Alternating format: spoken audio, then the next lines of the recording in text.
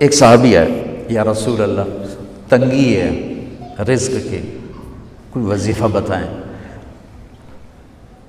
کتنے لمبے لمبے وظیفے لوگ پڑھ رہے ہیں کہ کاروبار کھل جائے اور روزی بڑھ جائے، کتنے لمبے چوڑے، کتنے کتابوں میں ایڈے ایڈے بڑے وظیفے لکھے پہ، پڑھوں جو مندہ بڈھا ہو جائے۔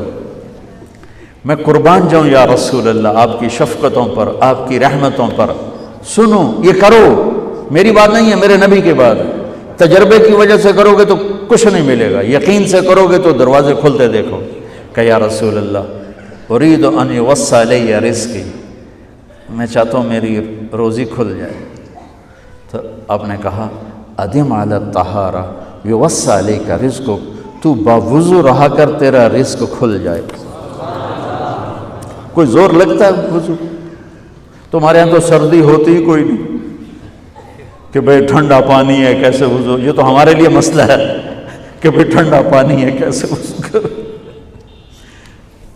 وہ ہمارے گاؤں کا مراسی مجھے مل گیا، میں نے کہا چل نماز پڑھے گی، نہیں جی میاں جی سردی بڑی، نہ لے جاؤ سردی بڑی، مراسیوں کو سردی زیادہ لگتی ہے۔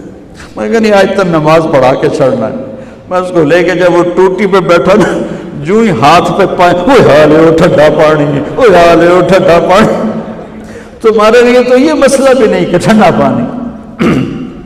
میرے نبی کی یہ سارا مجمع لے لو، یہ اوپر مستورات لے لیں، ادم علی الطہارہ یوسع علیک رزقک، میرے نبی نے فرمایا باوضو رہنا شروع کر دے، اللہ تیرا رزق کھول دے گا۔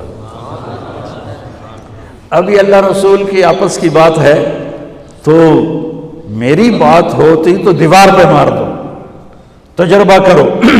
نبی کی بات کو تجربہ کر کے نہیں کرتے، یقین کے ساتھ کرتے ہیں۔